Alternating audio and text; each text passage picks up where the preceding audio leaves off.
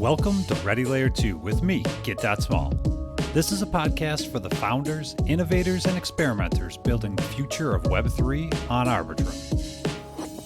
Hey everyone, welcome to the Ready Layer 2 podcast. I am Don, aka Smol, and I'm joined with two good friends of mine. Really excited to talk about their project, share it with all you today. Jordan and Derrick. Gentlemen, welcome to the show. Thank you so much. Excited to be here. Yeah, Yes, sir. thank you. Super excited to be here. We're going to be talking about a creative endeavor here today, a really good one that I think touches on a lot of the things that I really love about the Web3 ethos in general, but in particular, what's going on in Arbitrum, and even more in particular in the Treasure DAO ecosystem. This just the community creation, the community like being excited about what's going on and taking things and taking them to the next level. And that's what we're going to talk about here today with a book that you all have created and the second one that you're working on. Before we jump into that, I just want to do real quick intros. Jordan, if you could just say a little bit about your background and the type of work that you do and how you found yourself into this treasure space in particular. Sure. Historically, been working in the investment operations space, broke into crypto back in 2017. Was fortunate enough to work professionally in this space starting back in 2020. And now I currently work for a crypto fund. We'll share that story another day. But back in, man, it's been so long now, I feel like, but it was, I think 2021, late fall, found the Treasure ecosystem, the project, started mining early magic emissions with my end project. Loved the vision, I just would read all of John's Medium posts and just fell in love with the vision. Was going to migrate my magic over to Arbitrum, realized that the gas costs were a little expensive, but said, let's just do it. Let's go for it. Ever since I did, just fell in love with everything Treasure was building, fell in love with the community, got very excited for just the future of the space, fell in love with Smolverse and everything that was being built there. And it was, I think, early 2022, I found out my wife was pregnant. She was due in May. Always had the dream of writing a children's book. And one idea I had, never really knew what I wanted to write it on, but one early idea I had was writing a book about Silly Bear Learn to Share as an educational children's book. But then when I just got more and more active in Treasure and the Smolverse, I thought, what a great project to write a kid's book on. Just really excited for what they were doing. My little guy was born in May of 2022, had some time away from work, paternity leaves, and thought, now's my chance to write this children's book. So I had the idea in place, started sharing with some of the members of the community. Saw Derrick was doing some tremendous work with the Treasure rebrand. I wanted to share my idea with him. And sure enough, he just loved the idea. And we decided to partner together and make this happen. So we're bringing the Web3 back into the real world and wrote our first book in honor of my son, Arlo, a Smol Story, Arlo's first adventure. So it was just a pleasure to come up with the idea, share the idea with the community, and then find somebody like Derrick that was really excited, willing to make it happen. So thank you, Derrick. I'd love to kick it over to you and share so you can share a little bit about the process. Yeah, for sure. I'm Derrick Kemp. I'm a brand identity consultant and designer and artist, illustrator. Definitely the art part came before anything else, and drawing and illustrating, I've really been doing that my whole life. Grew up in Arizona. I was born in New Mexico in Santa Fe, and currently right now living in Mexico with my family. But yeah, I've been doing this for over 17 years. A lot of what I do revolves around logo design, brand identity design, illustration, things like that. And really didn't get into crypto or NFTs until I think it was like 2021. And I had some friends, longtime friends that had been trading, different things like that. And that sort of led me into exploring that. And my wife also sharing a lot of insights on social platforms that she was like learning about it. And for me, it's kind of like the first experience with NFTs really came with Treasure a little bit. So definitely a lot of the bigger collections and things like that, aware of that. But as far as like pure art and really getting hyped on a lot of the art, I started noticing a lot of work from the artist Kyle Monopoly, him doing custom smalls and things like that, and got me super curious. What the heck is this? What are these little guys? And I started digging around and poking around and discovered Treasure, and really what got me excited a lot is just the sharing in the community. So Monopoly creating some custom pixel art derivatives of the small brains, and then just sharing them. So that led me to also explore, what if I do that? But me not being like a native like pixel artist, and at the time really thinking about wanting to limit and hone in on my illustration skills a little bit more, and just in terms of the tools that I used, I figured, what if I just redraw some of this pixel art in my style, or a style that I like? And so I started sharing that and putting that out there. And I think it was around that time that Jordan and I got connected, and just commenting, hey, love this work, and just being a part of the community. I think it's only natural to see everyone else posting and stuff like that. So yeah, that was like the first foray both into crypto NFTs, as well as introduction into Treasure and Small Brains and everything on layer 2, just discovering what that's all about. So, like you said, began working with Treasure on their rebranding and leading that with their team and a bunch of other creatives. And when he reached out to me, I had at the time been talking to my wife a lot about doing children's books and things like that, just personally. So it was perfect timing, and I just figured, man, this is definitely something that I want to do. From that point, it was really just a matter of hearing from him what he's looking for. And I think for me, what really connected it for me and made me super excited is that this was a gift that he wanted to create for his son, for his Hmm. family, that could be lifelong. And it wasn't about selling anything. It wasn't about like making any money or anything. He wanted a copy for his son, for his family. And I think that's the best part about it. With that, in the process of figuring out how to do this, I was like, why don't we put this out publicly? Why don't we just see if we can sell this? And he was totally on board, and that's where we got to today. Yeah. Very nice. All right, awesome. I love when the stars align like that too. Jordan's looking for an artist who's to draw a small verse children's book, and there's a small verse artist who is and has a hankering for drawing kids books. Or and it's like And the timing of that's just absurd when you think about it in the grand scheme of things. So that's Yeah. and awesome. I have So this Jordan, like when did this vision. idea? Yeah, I was just gonna say I had this vision, and I love everything creative. I just loved everything that Derrick was creating, and as he mentioned, everybody in the community, and just taking a step back. I was excited for everything that Treasure was building, but I didn't really realize like how great of a community was being established. And just Mhm. reaching out to people and just sharing the idea, just like the preliminary idea of, hey, I'd like to write a children's book.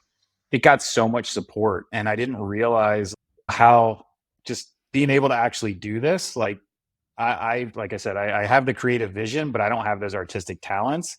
But to Right. get so much support from the community and everybody to push me and say, you have to do this. This is very exciting. It's a great idea. And then finding somebody like Derrick that really motivated me even more. And just to just share his enthusiasm, it really got me excited. And I think it really wasn't until Arlo was born, I was truly inspired that I said, now's the chance that I can actually fulfill this lifelong dream of writing a children's book. And just the idea behind Smallverse, just these little monkeys that grow their brain, they accumulate all this IQ and get smarter. I was like, really has a great idea to it. This can really be shared, written in a way that kind of helps kids boost their IQ, kind of, do something that can help them grow. And just the idea around that, I was just like, this is a perfect kind of topic to write about. So that was really what motivated me. And having Mhm. my son born and just him coming along was just super motivating, inspiring to me. And that kind of is what kicked off the whole process. Yeah, right on. Now, I know the artwork of Treasure, all their core artwork is CC0, Creative Commons, which means you could take it and you can build on it, and you can basically you could do what you want with it. I know that's not the technical way of describing it, but you can make derivative works on it. Is that basically the premise of what you guys are doing here, and why that like like how you're able to do this, to take this IP and to expand on it and turn it into something else? How does that work exactly? And I guess you said the community was supporting of you. Was there interaction with the Treasure team themselves on this? Yeah, so for me, I got a chance to reach out to a preeminent, tremendous community member. He's still just rocking it out there and crushing it. But I reached out to him, spoke to John briefly, as well as Sambino on the marketing side. And they were just very supportive with the idea, really loved the idea. I shared a draft of the book. They really helped just push me again to make this happen. So we're very supportive. I mentioned that if something comes of this, let them know they'd be happy to help promote the book and market it. And so that was Hmm. really ultimately their blessing to say, hey, this is a great idea. We'd love for you to fulfill this idea. So they kind of, were the ones that just said, let's go for it. So this is you guys are calling it Smol Press. So this is a thing that the two of you are working on. So you've got Treasure's blessing and support, but this isn't a Treasure thing. This is something that you all are doing on your own as Smol Press. Is that accurate?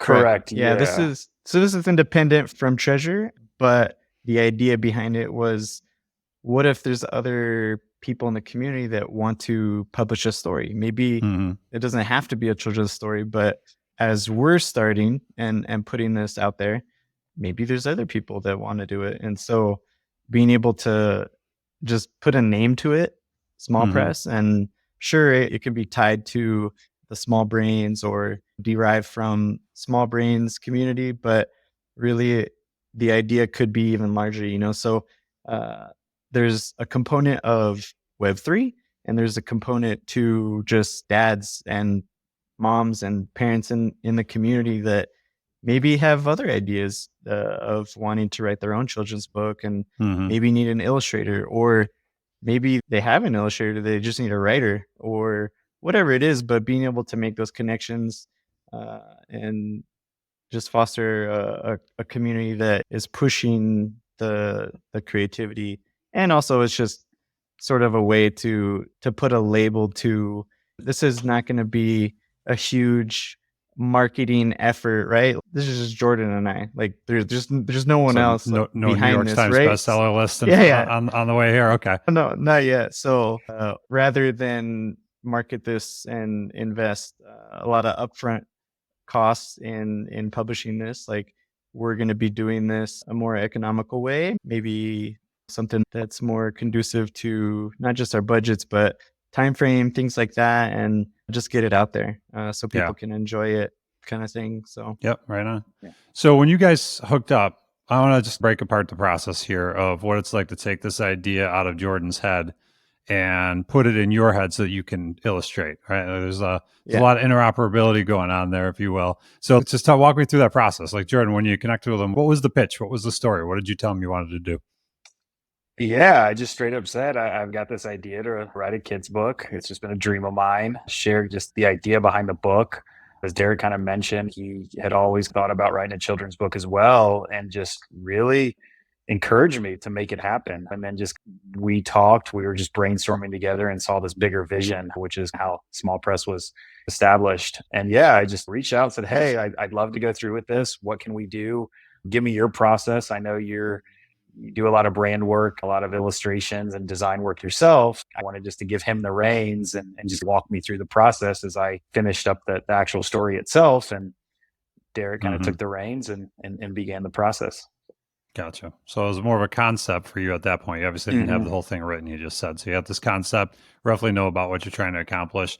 And then, Derek, when someone comes to you with this type of story, like what kind of questions are you asking them? What are you trying to learn? Yeah, first and foremost is just understanding, what would you love? What is this thing that you want? What is your vision and how can I help? That's really where it starts. And in the process, once we agree to like work together, it's just a matter of uh, setting the stage with a couple things. Like number one, going through setting up like a mood board based upon the people that you want to reach, the people that you want to be reading this, who is the audience, and then defining the style, the colors, everything related to not just the illustrations but typography and design style. And then specific to this project is starting working with the illustrations, because he had seen my work and really liked my illustration style. It was just a natural fit that would piggyback off of that, especially because Hmm. a lot of the work at the time that I was posting on Twitter was small illustrations, custom small illustrations for people, Sure. things like that. And then once we get that set, it's just a matter of putting it into a format. So determining that. I actually have a quick breakdown that can show some of the process that I went through. Yeah. I can share Yeah, that'd that be as awesome. well. So this is a mini peek into the process of what I shared with him is creating 3 different layouts. We went with the first one. You can see the connection to the final project, or the final product. But so the first one definitely is more colorful. It has a lot of bold uh, design colors. There's a lot of rounded corners, so it's softer, tying in with maybe a script font, a handwritten font, and then this like round serif that maybe is more reminiscent of something that you might find in a children's book from a while back, something that is connected to books maybe that we have read growing up. The second one goes through maybe like a lighter color palette, more like a subdued kind of palette. The illustrations are a little bit more textured. There's a different kind of like textural grit to it, but it still has the handwritten fonts, things like that. And then the last one is just more like bubbly, more fun in terms of the shapes and things of that nature. So the first process is what I call stylescapes. It's essentially just a mood board just for figuring out the layout, the style, the direction to go. And then Okay, from very there, cool. it's just going through and setting up the book. So sketching it out, like what are the characters going to look like? How is the actual layout of the book going to be? So you can even see like some of my thinking in terms of how I want to do the pages and the spreads. Maybe this one goes all the way across, trying to sort through that. And then the next part of the process is just illustrating, refining the style, the characters. These are some of the small illustrations that I was talking to you about earlier. But this is now, I moved it into the computer and refining it a little bit, going with something that is more bold, especially like the line weight and things like that. And then the last step is just the layout design. So putting it into the book, the pages, you can see like how incorporating the textures and things like that all become part of the process. Yeah. Yeah. The output there looks fantastic. I can't Yeah. wait to get I ordered one of these, hasn't come yet. I can't wait to get my hands on it so I can Excited for you to get read your it to my hands on it. 4-year-old. But it looks fantastic on screen there. Now, what was the time frame of this whole thing? Was this you guys met, talked about it? Did you come back with all 4 of those things at the same time, or is there a progression happening there? How's that play out on a timeline? So I think the whole process took 2 or 3 months before it was like publication ready. I forget the exact timeline, but the way that it started was we met, talked, went through questions. It's called like a brand discovery session that I like to conduct, just asking lots of questions. The next part is showing the stylescape or the mood board. And once you choose that, it's a lot easier to move forward with the rest of the design because the direction is set, the visual direction as well as the tone. And I think that was also helpful for Jordan as well as he was finishing up some of the story writing, thinking about how do I write these pages. So us working together collaboratively helped guide the process in terms of which parts of the story go on which page. So Okay. some of that was just going back and forth and realizing, okay, let's break this up into small chunks and just put a few key lines on each page paired with an illustration. Yeah, so Yeah, you're I starting think to give it that part was, structure and give you some yeah, boundaries, right? Because that's the one thing about like creative pursuits, right? If there's without boundaries, the whole universe is your possibilities, and it's hard to do anything. But once you start creating that structure, that framework, those boundaries, the boundaries actually enable the creativity to flow. In my experience, that sounds like what you're describing. Is that what you're going for? And I guess Jordan, from your perspective, because you were going through this for the first time, Derrick has experience; he's guiding you. What did that feel like? Was it like I described or something Yeah, similar? absolutely. I love being a part of the process. I had no idea what is all involved in creating a children's book. So being able to Mhm. work with him, share my vision and him start to draw and create the different style boards and come up with the ideas really brought it to life. And just real quickly, I picked that first style board, the bold colors and everything, because I recognized too, my son was just born. He's likely not going to be able to read this or really understand this until he's a lot older. So really Mhm. those pops of colors, I really wanted something that he could look at and stare at and say, like, just visualize and get that whole sense, that stimulate those senses at a young age. So Yep. I really love that about that first style board. But it was really interesting to work through the process and go back and forth, just trying to find the right illustrations that fit the text and really that kind of told the whole story. So it was a very exciting to participate and be involved in that process. Yeah, I imagine each time when the next when Derek came back with the next thing for you and you got to see it coming to life, I imagine that was probably a lot of fun. Oh, Yeah, every step of the absolutely. way, watching it, as you said, come to life. Yeah, that sounds awesome. Totally. So you guys go through this couple month process. You've got something that I think you said could be sent to publishing. I don't know if that was the phrase you used. So what do you do at that point? You've got a finished book. What do you do with it? Yeah, so really at that point is just determining printing and figuring out how do we want to get this printed. I recommended a couple different printers, both of them online, so it makes it easier as we're all working remotely. But for me, in terms of quality, I wanted something that could be the highest possible quality, and so I recommended a company called Blurb. They do a lot of great work, and we set it up through there. Definitely the price point is much higher just in terms of Mhm. the cost, but at the same time, for setting this up to see both in the physical form how this is going to come out at the best possible quality, and then work back from there and be able to set this up for larger distribution.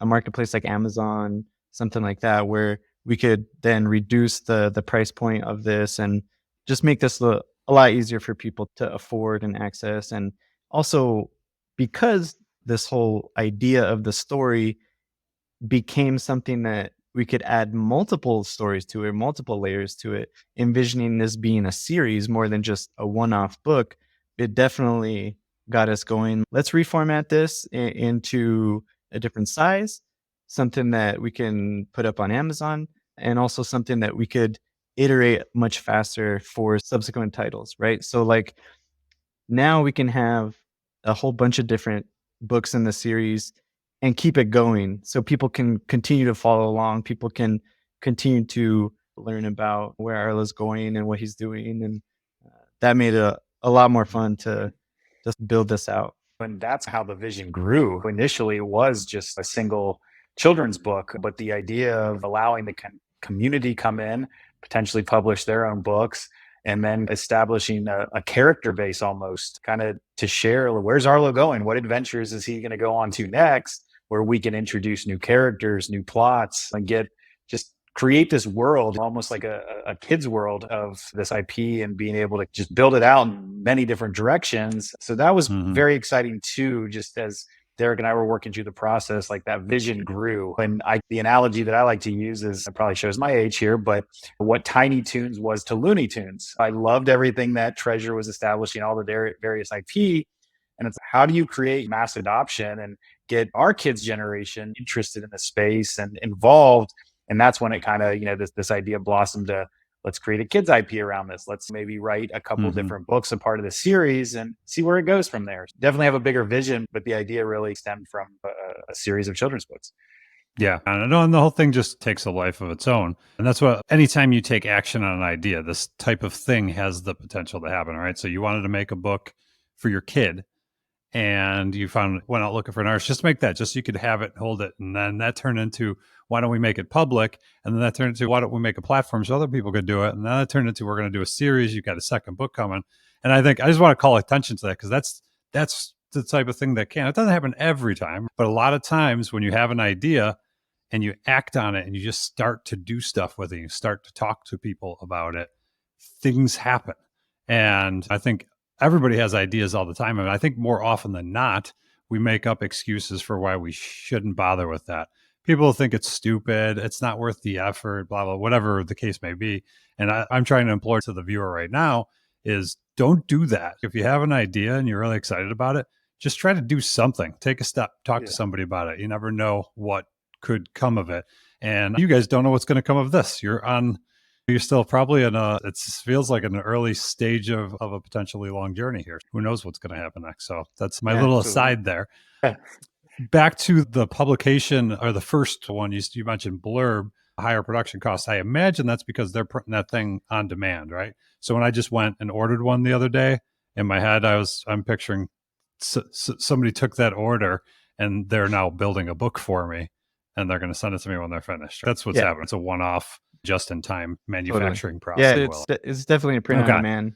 The type of print on demand is just much higher. So a lot of work that they do is for portfolios or people interested in hardbound kind of books and stuff that incorporates every part of the book printing piece.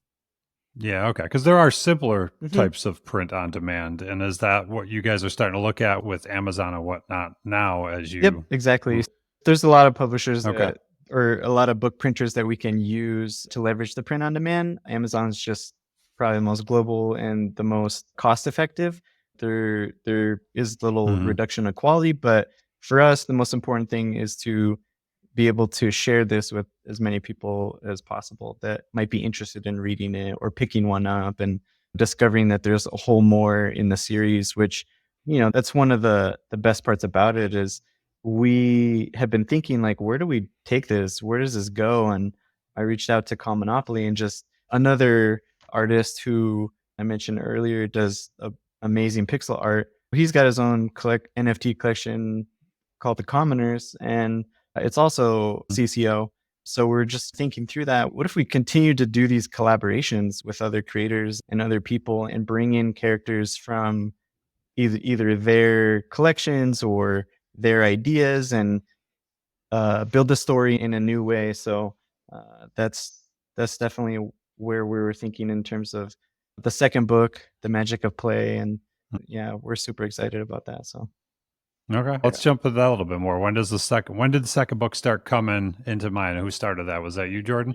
It was, yes, with a little push from Derrick as well. We, again, just talking through the vision, and that the name of the story is obviously the tagline for Treasure. We just wanted to piggyback off of that again, and again, spread the word, just because I am such a big believer in what they're building. And then, as Derrick mentioned, just bringing in other characters and other folks. And there's one individual out in the community that I think we all love dearly. He's really made a name for himself. You guys have probably seen some sneak peeks, so I could probably share if Derrick wants to share. It's the man from the down under, Shred, who's definitely been a huge backer of the Treasure DAO community. We've gotten close, and I just mentioned to him, hey, we'd love for you to star in this next book. So we're excited to, that kind of, again, motivated me just to make this happen with a little push from Derrick and just the support from the community. It's also a lesson about sharing, another educational message for the kids. But yeah, we're working through that and very excited to share the second book.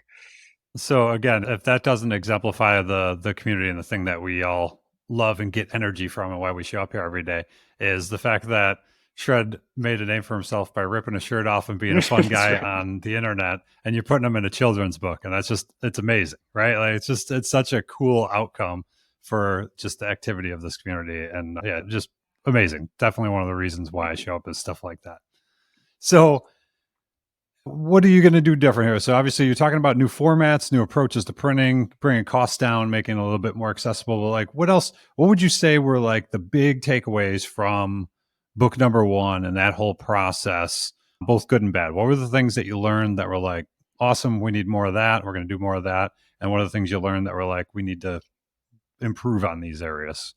Either one you want to take. I think for me, just being able to set it up in terms of a format for something that we could do long term, both incorporating printing techniques, printing quality, as well as the story itself. So however Jordan's going to be writing that, knowing, okay, this is about the length that we're going to choose the story to be. He's got a rhythm to the format of the story that he's been writing. So now we have a systematized process for, if we're going to continue this, or we're going to keep doing more, then we know that each page is going to have a couple of lines. Each page is going to have one spot illustration. there might be a couple spreads, and this is the type of printing that we're going to do. This is how we're going to format it. This is how we're going to share it. Those kind of things definitely help optimize for future books and being able to turn around the ideas faster. Also, the other part of it too is the process for me in terms of illustrating really, it's very manual. So I start with ink on paper.